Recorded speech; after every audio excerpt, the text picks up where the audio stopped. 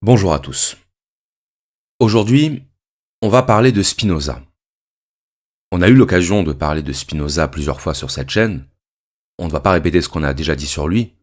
Je vous invite à aller écouter les épisodes que je lui ai consacrés. Aujourd'hui, j'aimerais qu'on s'attarde sur l'un des concepts que Spinoza utilise, un concept assez mal connu et pourtant fondamental pour comprendre sa pensée, à savoir le concept de conatus. Alors, qu'est-ce que le conatus ? Eh bien, pour le dire simplement, le conatus, c'est la force qui anime toute chose qui existe. Le conatus, c'est l'impulsion intérieure, la force intérieure, qui pousse toute chose et tout être vivant à persévérer dans son être. C'est une expression que vous avez peut-être déjà entendue, persévérer dans son être, et c'est vrai que, quand on n'est pas familier du vocabulaire philosophique, on peut être un peu intimidé par ce genre d'expression un peu barbare. Mais vous allez voir que ça fait référence à quelque chose d'extrêmement concret, quelque chose que nous expérimentons tous, et c'est la raison pour laquelle j'aimerais consacrer cet épisode à l'étude de cette notion. Alors pour expliquer ce qu'est le conatus, le plus simple est de commencer par parler du conatus chez les êtres vivants. J'ai dit tout à l'heure que le conatus était ce qui pousse toute chose à persévérer dans son être. Cela inclut donc à la fois les êtres animés et les êtres inanimés, mais concrètement, c'est beaucoup plus facile de comprendre ce qu'est le conatus à partir des êtres vivants. Alors prenons le cas d'un être humain. Un être humain vivant, c'est un être qui a le désir de rester vivant. Qu'est-ce que je veux dire par là ? Je veux dire qu'en tant qu'être vivant, nous sommes animés par ce qu'on appelle un instinct de conservation. Un instinct de conservation qui va nous pousser à tout faire pour rester en vie. C'est cet instinct de conservation qui nous pousse à réagir face à une menace, que ce soit par l'attaque ou par la fuite. On pourrait croire que l'attaque et la fuite sont deux comportements opposés, et pourtant, ces deux comportements obéissent à la même logique. La logique de la conservation. La logique de la survie. Dans les deux cas, on réagit à une menace pour neutraliser cette menace. Si vous voyez une araignée sur votre canapé, vous allez vouloir la tuer, même si elle ne vous a rien fait. Parce que, consciemment ou non, vous l'associez à une menace. Donc vous allez la tuer pour ne pas prendre le risque qu'elle vous morde. D'ailleurs, si les araignées mordent, c'est justement par réflexe défensif. C'est-à-dire parce qu'elles se sentent menacées. C'est la même chose avec les guêpes. Le meilleur moyen de se faire piquer par une guêpe, c'est de vouloir la tuer. Parce qu'alors, elle va contre-attaquer. Et la plupart des animaux fonctionnent ainsi. Ils attaquent pour ne pas être attaqués. La fuite, c'est la stratégie privilégiée lorsque la menace est jugée trop importante pour s'y confronter. Si vous vous baladez en forêt et que vous tombez sur un ours de 2,50 m et de 850 kg, votre intérêt vital, ce n'est pas de l'affronter, c'est de fuir. Donc, en général, ce qui fait qu'on va opter pour l'attaque ou pour la fuite dans une stratégie de survie, c'est la force de l'adversaire. Plus votre adversaire sera faible, plus vous pourrez vous permettre de choisir l'attaque. Plus votre adversaire sera fort, plus vous aurez intérêt à opter pour la fuite. Le cas extrême étant la catastrophe naturelle, l'incendie, la tornade, le séisme, où là vous n'avez pas d'autre choix que de fuir, votre adversaire étant pour ainsi dire hors d'atteinte. Donc maintenant la question qui se pose c'est qu'est-ce qui fait que nous réagissons ainsi face à une menace ? Qu'est-ce qui fait que nous allons recourir à une stratégie de survie au lieu de simplement nous laisser tuer ? Eh bien, si on veut être honnête, la réponse, c'est qu'on ne sait pas. Quand je dis qu'on ne sait pas, qu'on soit bien clair. On sait que nous possédons des réflexes de survie, que nous sommes équipés physiologiquement pour répondre instantanément à une menace contre notre vie, On sait qu'on est doté de cet instinct de survie, c'est-à-dire de ce désir de persévérer dans l'existence, mais ce qu'on ne sait pas, c'est pourquoi on en est doté. C'est juste comme ça. L'instinct de survie, ce n'est pas quelque chose qu'on peut expliquer. Expliquer au sens d'en donner la cause. C'est seulement quelque chose qu'on peut constater. Et s'il fallait donner une explication à cet instinct de conservation, la seule explication qu'on pourrait donner, c'est qu'il y a en nous un désir de vivre. Un désir qui est au-delà de toute explication rationnelle. Lorsque vous réagissez à une menace, c'est votre animalité qui réagit. Ce n'est pas votre conscience, c'est votre instinct. Et l'instinct, ce n'est pas quelque chose qui a besoin d'être conscient pour être opérant. Quand notre vie est menacée, quand notre intégrité physique est menacée, le corps réagit.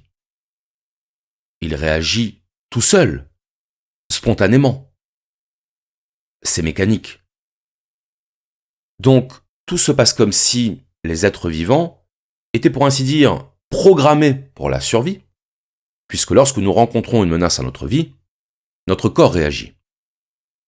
Comme dit Camus, le corps recule devant l'anéantissement. Et remarquez d'ailleurs que cet instinct de conservation, on le trouve aussi bien chez les êtres humains et les animaux que chez les végétaux. Certaines plantes sont capables d'émettre des effluves pour tenir à distance les insectes prédateurs, voire pour les tuer. Il y a un instinct de survie chez les végétaux, comme il y a un instinct de survie chez les animaux et chez les êtres humains. Autrement dit, il y a un instinct de survie chez tout ce qui vit. Et donc, qu'est-ce qu'on peut conclure de tout cela ?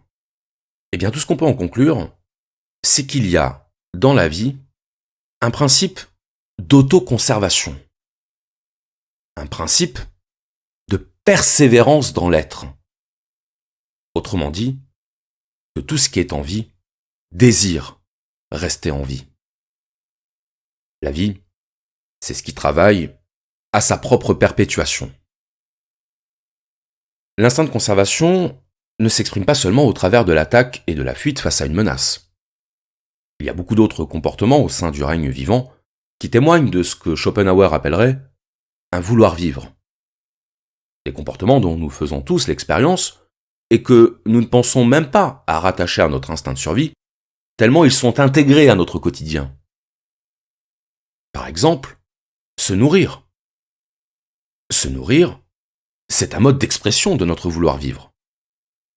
C'est un mode d'expression de notre désir de persévérer dans l'être. Manger, ce n'est pas seulement une affaire de plaisir. C'est d'abord une affaire de besoin. Si on cesse de s'alimenter ou de s'hydrater pendant plusieurs jours, on meurt. Se nourrir, ça fait partie de ce qu'Épicure appelait les désirs naturels et nécessaires. Naturels parce qu'indépendants de notre culture, nécessaires parce qu'indispensables à notre survie. Donc la faim, cette sensation de manque, cette sensation de besoin qui nous pousse à nous nourrir, c'est la traduction physiologique du vouloir vivre. On est bien d'accord qu'avoir faim, ça ne se contrôle pas. On ne décide pas d'avoir faim. On a faim parce que notre corps nous signale qu'on a besoin de manger pour se maintenir en vie. Avoir le ventre qui gargouille, c'est recevoir un message du corps qui nous dit « c'est l'heure ». Dans des sociétés de l'abondance, on a le luxe de pouvoir faire attendre le ventre. On a le luxe de pouvoir jeûner. On a le luxe de pouvoir refuser de manger de la viande. Parce qu'on sait que nos besoins sont assurés. On ne mourra pas de faim. Les animaux, eux, sont beaucoup moins regardants sur le contenu de leur assiette. Ils font moins les difficiles. Donnez à votre chien quelque chose de comestible, il le mangera. Parce qu'il est en contact beaucoup plus direct avec son instinct de survie. D'ailleurs, il a été montré que lorsque des êtres humains avaient connu la faim réelle, celle qui peut littéralement nous rendre fous, il développait une kleptomanie alimentaire. Autrement dit, un besoin compulsif et incontrôlable de voler de la nourriture partout où ils en trouvaient. Et le fait est que, même si nous mangeons à notre faim, notre corps nous rappelle chaque jour que nous devons l'alimenter pour le maintenir en vie. Un corps qui ne réclame plus à manger, c'est un corps malade. La perte d'appétit, c'est le signe que notre vouloir vivre décline. C'est pourquoi la maigreur ne peut constituer un canon de beauté que dans des sociétés où la satisfaction des besoins alimentaires est assurée. Donc, pour en revenir au conatus, la faim, c'est un mode d'expression du conatus. Parce que c'est un mode d'expression de l'instinct de survie, c'est-à-dire du désir de persévérer dans l'existence. Mais il n'y a pas que la faim. Le désir sexuel aussi, c'est un mode d'expression du conatus. Qu'est-ce que c'est, le désir sexuel ? C'est le désir, totalement animal, totalement irrationnel, de s'unir charnellement à un autre être. Et la fonction biologique de cette union, c'est la reproduction. Là encore, on a coutume aujourd'hui de décorréler l'acte sexuel de la reproduction parce qu'on a des moyens de contraception qu'on n'avait pas autrefois, et donc on peut se permettre de n'envisager l'acte sexuel qu'à travers la dimension du plaisir et du soulagement. Mais fondamentalement, quelle est la fonction de l'acte sexuel ? C'est la reproduction. Autrement dit, la perpétuation de soi au-delà de soi. C'est inscrit dans le mot. Reproduction, on se produit à nouveau, c'est-à-dire on se duplique. Et en se dupliquant, on revit. Or, sans le désir sexuel, sans ce désir de s'accoupler avec l'autre, l'humanité s'éteindrait en quelques dizaines d'années. Et quel meilleur moyen de nous pousser à nous accoupler que d'en faire une activité de plaisir ? Pourquoi l'orgasme est-il l'une des plus hautes expériences de jouissance ? Vous ne vous êtes jamais posé la question ? Parce que c'est la condition pour que nous ayons envie de nous reproduire. Le plaisir de l'acte sexuel, c'est la stratégie de la vie pour nous encourager à la perpétuer. Et la meilleure preuve, c'est qu'après l'acte sexuel, après l'assouvissement de la pulsion sexuelle, le désir est en berne. Le désir n'a plus lieu d'être, puisque l'acte a eu lieu. La vie s'est exprimée, rideau. Si l'homme n'a plus de désir après l'orgasme, ce qu'on appelle la période réfractaire, ce n'est pas par égoïsme. Ou plutôt, si, c'est par égoïsme, mais c'était aussi par égoïsme qu'il voulait assouvir sa pulsion. Le désir est toujours égoïste. Un désir qui nous obsède quand il s'empare de nous et qui nous paraît absurde à la seconde où il est assouvi. La tragédie du désir. Donc à l'échelle de l'individu, le désir sexuel sera vécu comme un chemin vers la jouissance, mais à l'échelle de la vie, il n'est qu'une ruse. La ruse de la vie pour se perpétuer. Donc si on regarde les choses sous l'angle du désir de persévérer dans l'existence, ce qu'on éprouve à travers la faim et ce qu'on éprouve à travers le désir sexuel, fondamentalement, c'est la même chose. Une sensation de manque, un manque qui demande à être satisfait. La satisfaction de ce manque va engendrer une jouissance qui va motiver le passage à l'acte, et à la fin, c'est la vie qui gagne. Sur le plan du vocabulaire, remarquons une chose intéressante. Le désir qui anime l'être humain, Spinoza le nomme appétit. Alors en philosophie, le mot appétit n'a pas exactement la même signification que dans l'usage courant. En philosophie, l'appétit, c'est la tendance, c'est l'inclination, c'est le penchant intérieur qui nous pousse à satisfaire un besoin ou un désir. Donc l'appétit au sens philosophique ne se réduit pas au désir de nourriture même s'il l'inclut. Le désir de nourriture fait partie de l'appétit au sens général, puisqu'on l'a vu, le désir de nourriture est l'une des expressions du désir de vivre. Mais le désir sexuel aussi fait partie de l'appétit, puisque le désir sexuel est lui aussi une modalité du désir de vivre. D'ailleurs, on parle bien d'appétit sexuel, comme on parle aussi d'appétit de vivre. Donc, le conatus, c'est le désir de vivre en tant qu'il s'exprime dans des formes de désir particulières. Alors, selon les époques, le mot conatus a été traduit de différentes manières. Le plus souvent, dans la littérature philosophique, on le traduit par le mot effort. Par exemple, dans la 3e partie de l'Éthique, Spinoza écrit en parlant du conatus « Chaque chose s'efforce, autant qu'il est en son pouvoir, de persévérer dans son être. » Chaque chose s'efforce, donc il y a bien une idée d'effort. Mais le problème avec cette traduction, c'est qu'en français, le mot effort sous-entend l'idée d'une pénibilité. Un effort, c'est contraignant. Un effort, c'est douloureux. Or, il n'y a pas du tout cette idée de pénibilité dans le conatus tel que le définit Spinoza. Ce que veut dire Spinoza, c'est que toute chose cherche à persévérer dans son être. Toute chose aspire à persévérer dans son être. Une autre traduction donnée au mot conatus, c'est le mot force. Et là, c'est beaucoup plus explicite, parce qu'une force, c'est neutre. Une force, c'est quelque chose qui agit sur nous, qui agit en nous, et qui, d'une certaine manière, ne dépend pas vraiment de nous. Et ça, c'est très spinozien, parce que chez Spinoza, il y a cette idée que nous sommes le produit de ce qui nous affecte. Cette idée que ce n'est pas notre volonté qui agit sur le monde, mais que c'est le monde qui agit sur notre volonté.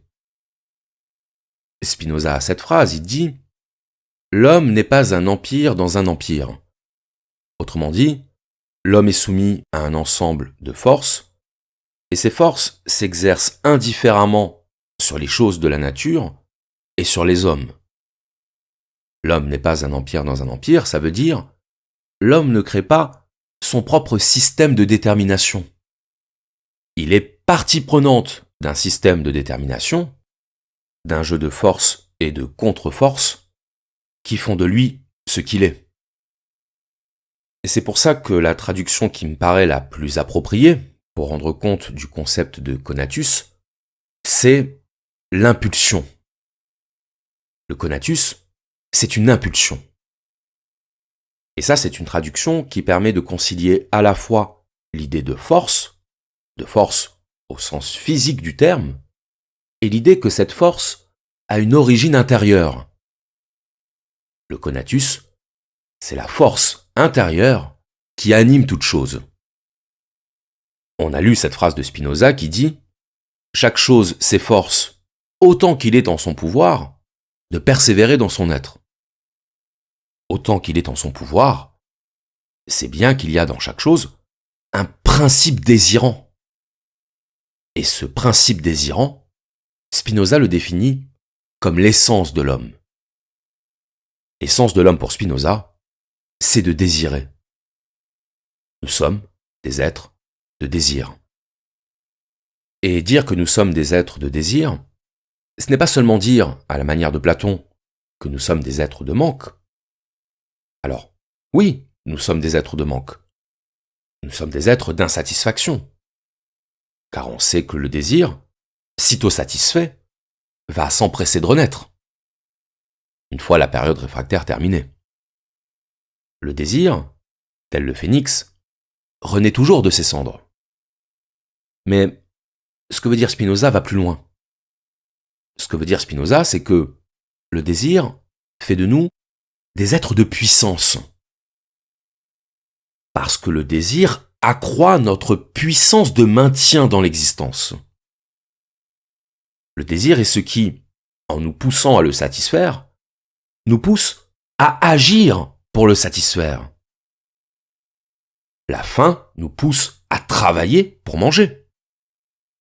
Le désir sexuel nous pousse à séduire pour nous accoupler. Le désir de gloire nous pousse à œuvrer pour la postérité. Et donc, sans désir, nous n'agirions plus. Nous n'accomplirions plus. Le désir est puissance parce que le désir nous met en mouvement. Alors, pour les besoins de l'explication, je n'ai parlé jusqu'à présent que du conatus chez les êtres vivants. J'ai pris le cas de l'instinct de conservation parce que c'est le cas le plus facile à se représenter à l'esprit. Mais en réalité, ce serait une erreur de croire que le conatus se limite aux êtres vivants. Pour Spinoza, ce ne sont pas seulement les êtres vivants qui sont animés par le conatus. C'est toute chose qui est. En philosophie, on dira tout étant. Toute chose qui est animée par le conatus. Alors là, il va falloir expliquer un peu. Parce qu'autant on peut comprendre l'idée que ce qui est en vie s'efforce de persévérer dans son être, autant il paraît beaucoup plus compliqué de dire qu'un objet inanimé s'efforce de persévérer dans son être. Qu'est-ce que ça veut dire qu'un objet s'efforce de persévérer dans son être? Donc quoi, ça veut dire que mon téléphone, il s'efforce de persévérer dans son être? Mon verre, il s'efforce de persévérer dans son être? Eh bien oui. Tout ce qui est autour de vous s'efforce de persévérer dans son être. Et la meilleure preuve que je puisse vous donner est la suivante. Qu'est-ce qui fait que votre téléphone, ou que votre verre, ou que tout autre objet inanimé autour de vous, qu'est-ce qui fait que l'objet qui est posé devant vous ne se dissout pas dans les airs? Qu'est-ce qui fait qu'il ne se désintègre pas?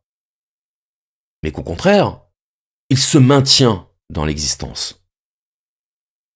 Réponse, le conatus. Écoutez bien l'explication qui va suivre. Le conatus, ce n'est pas une force que possèdent les objets et les êtres qui existent. Le conatus, c'est la force qui fait que les objets et les êtres existent. Le conatus, c'est la puissance d'existence qui fait être tout ce qui est. Pour nous, un téléphone posé devant nous, ce n'est pas une puissance d'existence. C'est un téléphone.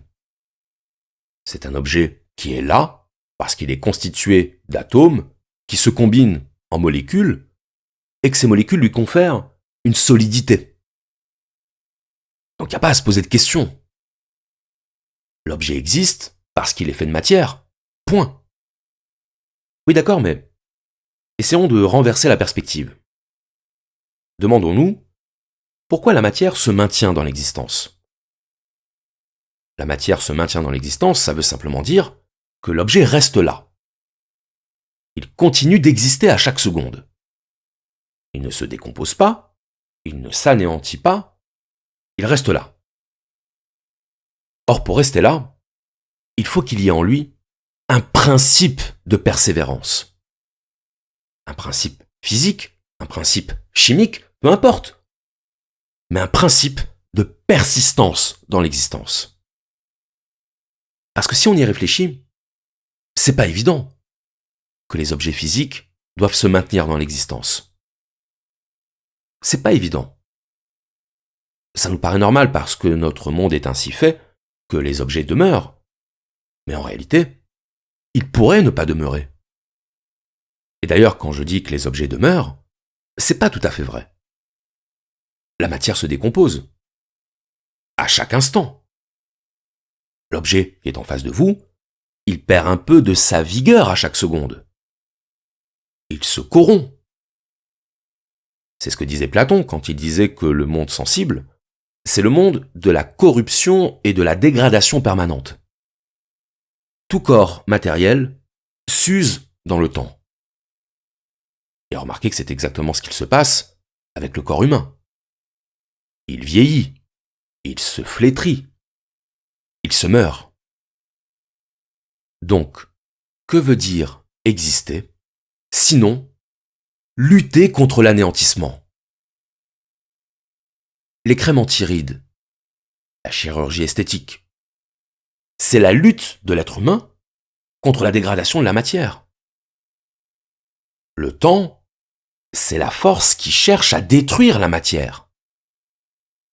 Et malgré ça, les corps restent là. Ils vieillissent, ils s'usent, mais ils se battent pour se maintenir dans l'existence.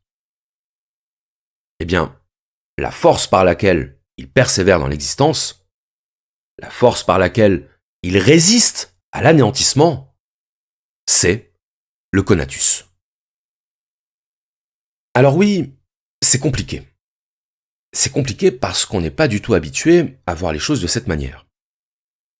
On n'est pas habitué à se dire qu'à chaque seconde, mon téléphone, ou mon verre, ou mon canapé persévère dans l'existence. Et pourtant, c'est ce qu'il se passe. En fait, on s'étonnerait si les objets autour de nous s'anéantissaient, alors que ce qui devrait nous étonner, c'est qu'ils subsistent. La subsistance des objets, le maintien des objets dans l'existence, c'est ça qui devrait nous étonner. Parce que si on admet que le temps détruit tout, alors il faut bien qu'une force à l'intérieur des choses vienne s'opposer à la force de destruction du temps.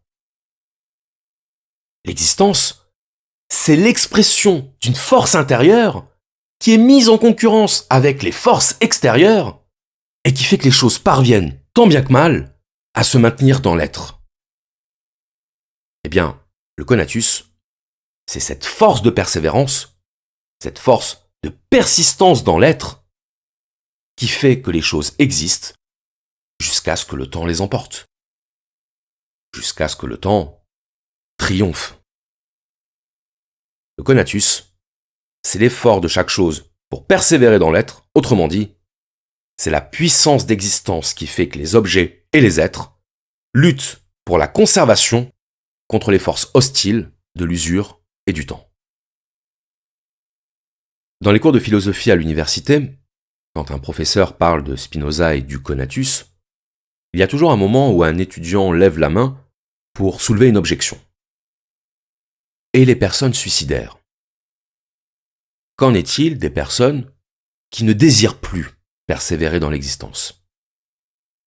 Une dépression sévère, ça vous ôte tout désir de persévérer dans l'être. On ne mange plus, on ne parle plus, on ne vit plus. Quand une personne n'a plus le désir de vivre, on dit bien qu'elle se laisse mourir. Se laisser mourir, ça veut bien dire ce que ça veut dire.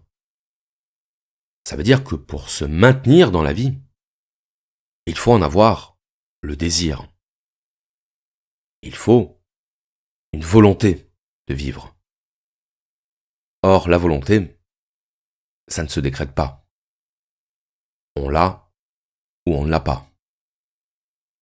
Or, Spinoza semble dire que tout être est animé par le désir de vivre. Donc, comment analyser le fait que certaines personnes mettent fin à leur jour, c'est-à-dire n'éprouvent plus ce désir de persévérer dans l'être? C'est une question délicate. C'est une question délicate, mais Spinoza a une réponse. Et pour comprendre sa réponse, il faut comprendre une autre chose absolument déterminante.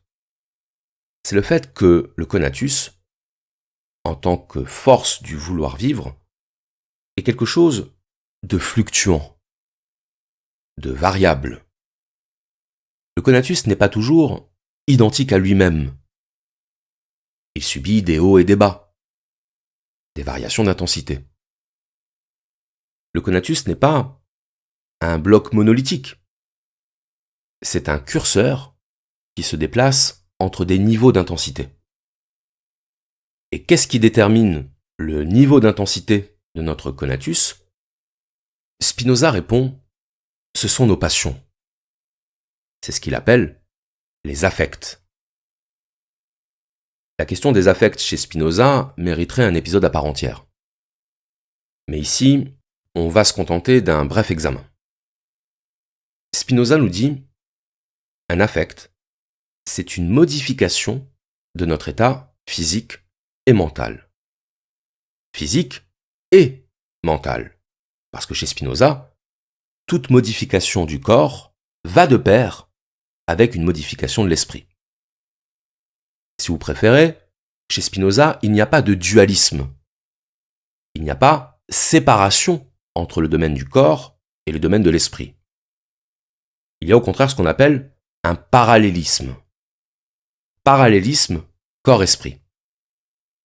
Donc, tout ce qui va affecter votre corps d'une certaine manière va également affecter votre esprit, et tout ce qui va affecter votre esprit d'une certaine manière va également affecter votre corps. Je vais prendre un exemple très simple, le sport. Après une séance de sport, vous êtes détendu. Et si je vous demande, est-ce votre corps qui est détendu ou est-ce votre esprit? Vous allez me dire, les deux. Vous allez même trouver curieux que j'établisse une séparation.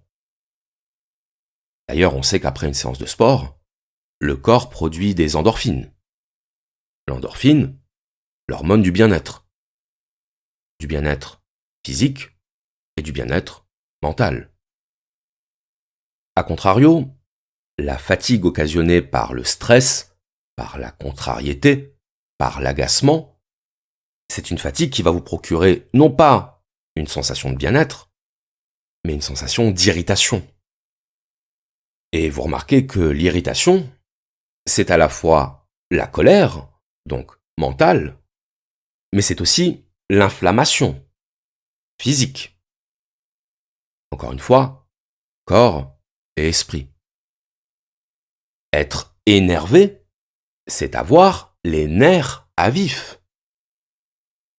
On pourrait continuer comme ça pendant longtemps, mais le but, c'est simplement de vous montrer que, même dans le langage de tous les jours, on peut repérer des signes de ce parallélisme corps-esprit.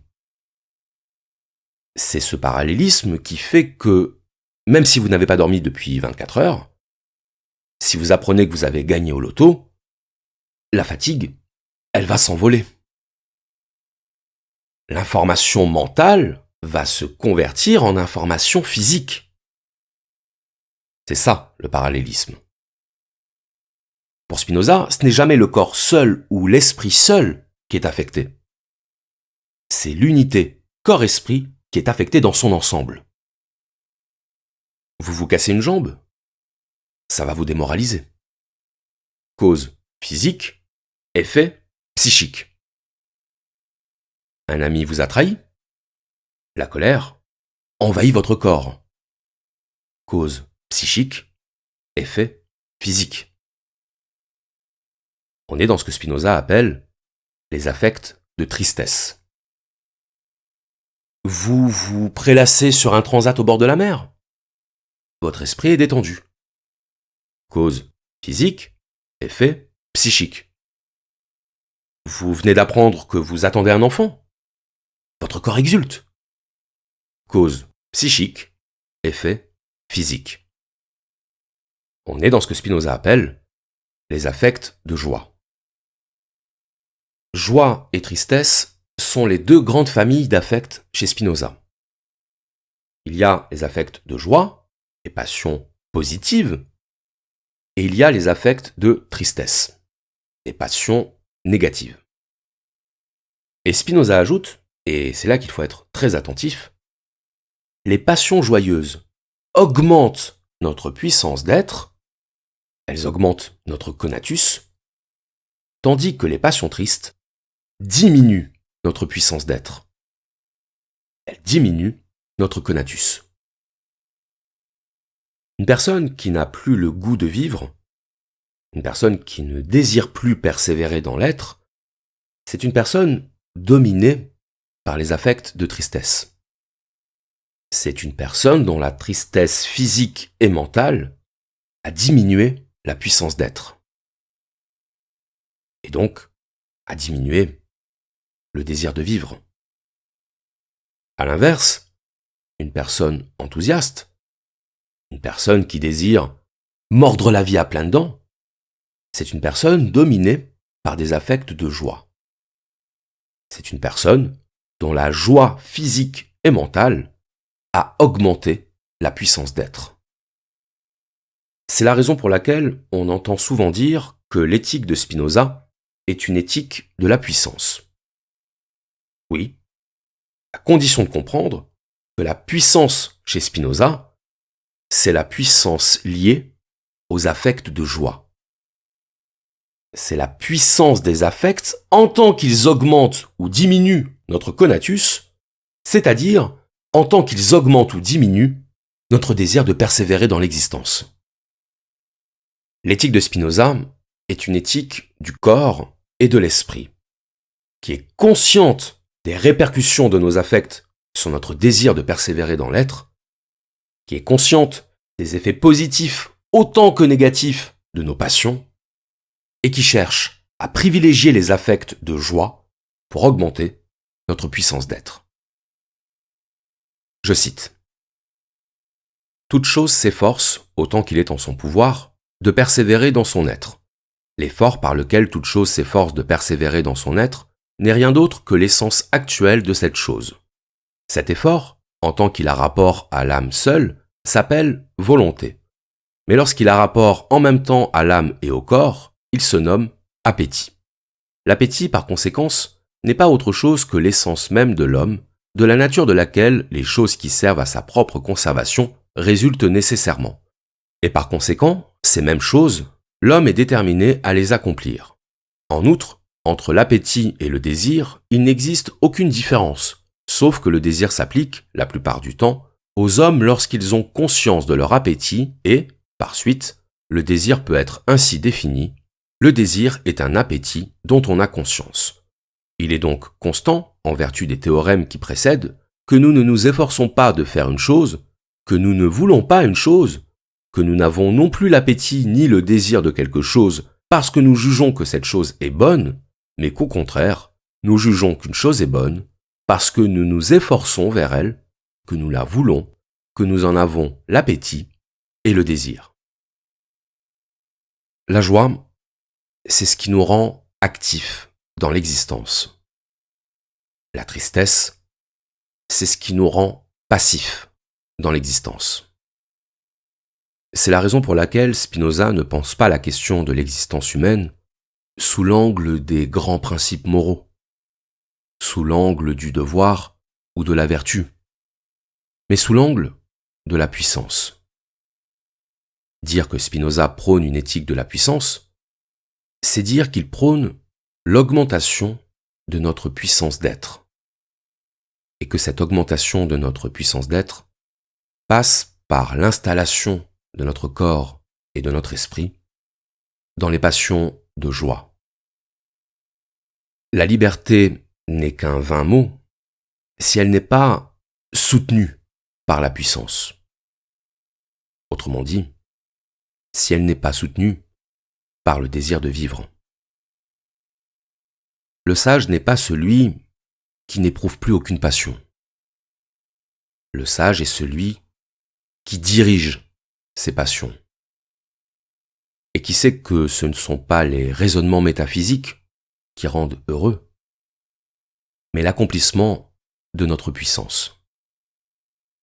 La puissance de l'esprit qui comprend, la puissance du corps qui agit.